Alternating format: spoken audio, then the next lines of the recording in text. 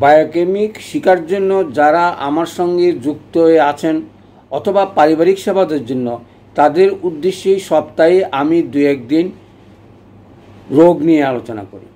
আজকে লাংসের রোগের উপরে অর্থাৎ ফুসফুসের রোগের উপরে 24তম রোগ নিয়ে আলোচনা করব। রোগটি হচ্ছে হুপিং কাশি। সচরাচর এখন এটা কম দেখা যায়, কারণ এই রোগটা হুপ হুপ শব্দ করে গতিকে তাকে হুপিং কাশি বলা হয়ে থাকে।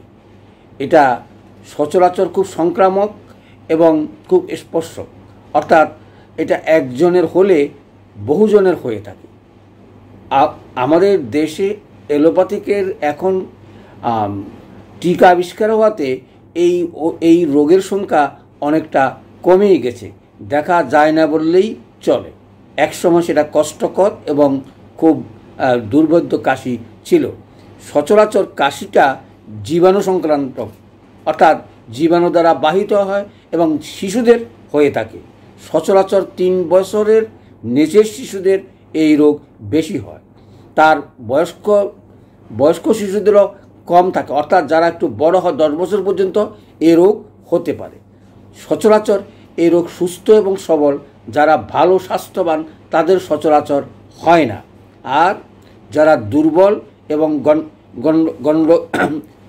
গণ্ডমালার শিশুদের বেশি হয়ে থাকে। অর্থাৎ আমরা যেটা বলি, যদি শিশু না বাড়ে, শিশু স্বাস্থ্য যদি ভালো না হয় তাহলে। আর কাশতে কাশতে শব্দ হয়, সেই শব্দ বুঝেই আমরা হুপ হুপ শব্দ হলে বুঝতে পারি যে বিপদটা আপাতত কেটে গেছে। অর্থাৎ অনেক সময় দম বন্ধ হয়ে যায় কাশতে কাশতে, এবং এটা সচরাচর অন্যান্য জ্বরের সঙ্গে দেখা যায়। বিশেষ করে হাম বা ব্রঙ্কাইটিস বা অন্য কোনো রোগ যদি থাকে, সর্দি কাশি অথবা তার সঙ্গে অনেক সময় সেটা বেশি দেখা দেয়। কারণটা হচ্ছে হিমঠান্ডা সর্দি, অর্থাৎ ঠান্ডা বেশি লাগলেই এই রোগটা হয়ে থাকে। তাহলে কারণগুলো আমরা বুঝলাম। এবার চলে আসি কি কি লক্ষণের ভিত্তিতে আমরা বুঝতে পারবো যে কাশিটা হুইপিং কাশি। অর্থাৎ প্রথমে বুঝতে পারবো কাশির ধমকে দম বন্ধ হয়ে যায়, কাশি যখন উঠে কিছুতেই বন্ধ হতে চায় না। 2 নম্বর হলো কান, নাক, মুখ দিয়ে অনেক সময় রক্ত নির্গত হয়, কাশতে কাশতে কাশির সঙ্গে সেটা বেরোয়। কাশতে কাশতে চোখের সাদা মণ্ডলে অনেক সময় লাল দাগ পড়ে। আর কাশির সঙ্গে অনেক সময় বমি হয়, বমির সঙ্গে যা খায় তা অনেক সময় বেরিয়ে যায়, অর্থাৎ ভুক্ত দ্রব্যগুলো বেরিয়ে পড়ে। শিশু অনেকটা দুর্বল হয়ে পড়ে। তার সঙ্গে কি থাকে, সর্দি থেকে আরম্ভ হয়, অর্থাৎ নাকে পানি, সর্দি, হাসি, তার সঙ্গে কাশি থাকলেই এই রোগ শুরু হয়ে থাকে। বোঝার উপায় হচ্ছে এটা 3-4 ঘন্টা পর আক্রমণ করে এবং কাশতে কাশতে হুপ হুপ শব্দ করে, অর্থাৎ লাংসের সমস্ত বায়ুগুলো বেরিয়ে যায়, তখনই তার কষ্টটা বেশি হয়। অনেক সময় দম বন্ধ হয়েও শিশুর মৃত্যু হতে পারে। চলে আসি তারপরে সপ্তাহের মধ্যে প্রবল, অর্থাৎ এটা কোনো কোনো সময় নীল এবং কালো বর্ণ হয়ে যায়, কারণ কাশতে কাশতে তার এই অবস্থা হয়। 3-4 ঘন্টা পরপরও সেটা হতে পারে, আবার ঘন ঘনও হতে পারে। সুতরাং কাশির এই ধমকগুলো যেন না হয় সেদিকে আমাদেরকে লক্ষ্য রাখা উচিত। আর কাশির এরকম শব্দ হলে আমরা বুঝবো সেটা হুপিং কাশি। আবার রাত্রেই বাড়ে, দিনে একটু যেহেতু গরম থাকে সেহেতু শরীরটা ভালো থাকে এবং কাশিটা কম হয়। একটু ঠান্ডা লাগলেই রাত্রে সেটা বৃদ্ধি ঘটে। স্থায়িত্ব এটা কতদিন থাকে, সচরাচর 3-4 সপ্তাহ থাকতে পারে, আবার 6 মাসও থাকতে পারে।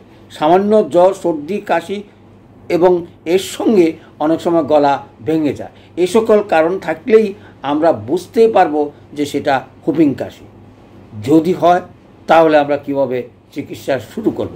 সচরাচর আজকালকার এটা কাশি কম দেখা যায়। যদি কাশি প্রথম দিনেই আমরা বুঝতে পারি তাহলে আমাদের সিস্টেমে আমরা ফেরাম্পোজ দিয়ে শুরু করতে পারি। 2 ঘন্টা বা 3 ঘন্টা পর দিনে 4-5 বার আমরা ব্যবহার করতে পারি। বোঝার উপায়টা কি, প্রথমে আক্রমণ, নাকে সর্দি, হাসি, কাশি, আর মাঝে মাঝে হুপ হুপ করে কাশি এবং কাশতে কাশতে চোখ মুখ অনেক সময় লাল হয়ে পড়ে, তাইলেই আমরা ফেরাম্পস দিতে পারি। অর্থাৎ প্রথম দিনে যদি আমরা ফেরাম্পস দিতে পারি তাহলে অনেক সময় রোগ অঙ্কুরেই নষ্ট হয়ে যায়। হয়তো ওষুধটা পড়লো না, খাওয়া হলো না, দ্বিতীয় দিন বা তৃতীয় দিনে শুরু হয়ে গেল, কফটা কাশিটা বসে গেল, কাশির বর্ণ সাদা হয়ে গেল, জিহ্বার বর্ণ সাদা, অনেক সময় বাচ্চাদের কনস্টিপেশন থাকে এবং এই সকল কারণে আমরা ক্যালিমিউর প্রয়োগ করতে পারি।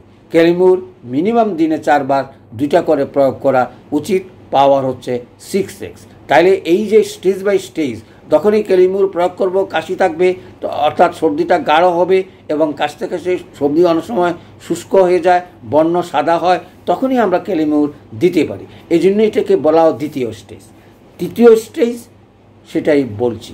এই 2টার পরে যেটা লক্ষণটা আসে, এটা অনেক সময় থুতুটা পাতলা হয় এবং ন্যাট্রামিউরের লক্ষণ থাকতে পারে। তারপরে যেটা হয় ক্যালিসাল বলো তৃতীয় স্টেজের, অর্থাৎ কফটা হলুদ বর্ণ হয়ে গেল, কাশতে কাশতে কাশি কিছুতেই উঠে না এবং কাশিতে অনেক সময় কফের গন্ধও থাকে, তাইলে আমরা সেটা প্রয়োগ করতে পারি। কিন্তু ন্যাট্রামিউরের লক্ষণটা অনেকটা পাতলা, কিন্তু দীর্ঘদিন, অর্থাৎ আমরা ফেরাম্পস ক্যালিমিউর বা ক্যালিমিউর ফেল করলে আমরা সেটা প্রয়োগ করতে পারি। তার সঙ্গে যেটা থাকে আমাদেরকে লক্ষ্য রাখতে হবে, এটা যদি স্নায়ুগঠিত কোনো ব্যাপার করে থাকে তাহলে ক্যালিফস এবং ম্যাকফস প্রয়োগ করতে হবে। অর্থাৎ বোঝার উপায়টা কি? বোঝার উপায়টা হচ্ছে, অর্থাৎ ব্যথা বেদনা থাকতে পারে, আবার নাও থাকতে পারে। যদি কাশির সঙ্গে শ্বাসকষ্ট থাকে তাহলে ক্যালিফস, এবং তার সঙ্গে যদি স্নায়ুগঠিত অথবা স্পাজম থাকে তাহলে আমরা ম্যাকফস ব্যবহার করতে পারি। তাহলে এই যে 5টা বা 6টা ওষুধের কথা বললাম, অর্থাৎ এই সকল ওষুধ স্টেপ বাই স্টেপ প্রয়োগ করলে, অর্থাৎ শেষ স্টেজে, তৃতীয় স্টেজে আমরা ব্যবহার করতে পারি ক্যালিসাল। তার সঙ্গে ক্যালিফস বা ম্যাকফস যদি সেটা স্নায়ুগঠিত অথবা স্পাজম থাকে, এ সকল কারণে যদি হয়ে থাকে, আমরা এই সকল ওষুধগুলো দিনে 2টা করে 6x 4-5 বার ব্যবহার করতে পারি। আর এই যে বাচ্চার কথা বললাম, অর্থাৎ দুর্বল বাচ্চাদের হয়ে থাকে, এই সকল বাচ্চাদের এলিমিনেট করতে আমরা ক্যালকেরিয়া ফস মিনিমাম দিনে 2 বার, ঊর্ধ্বে দিনে 4 বারও দেওয়া যায়, তবে সেটা খুব একটা প্রয়োজন হয় না। আমার মনে হয় দিনে 2 বার করে ক্যালিফস প্রত্যেকটা বাচ্চাকেই দেওয়া উচিত যখনই বাচ্চার দুর্বলতা থাকে। তাহলে আজকে এই হুপিং কাশির চিকিৎসা আমরা শেষ করতে যাচ্ছি। আমাদেরকে মনে রাখতে হবে, প্রথমেই ফেরাম্পস, তারপরে ক্যালিমিউর, তারপরে ক্যালিসাল।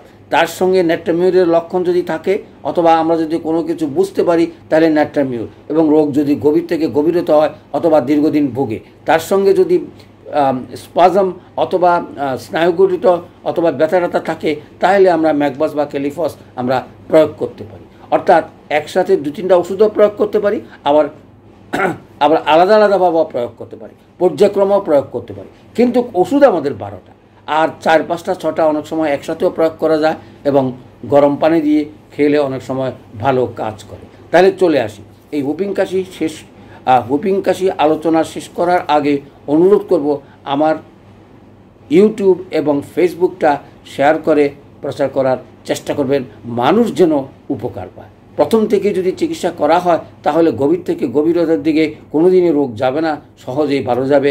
সবাইকে ধন্যবাদ।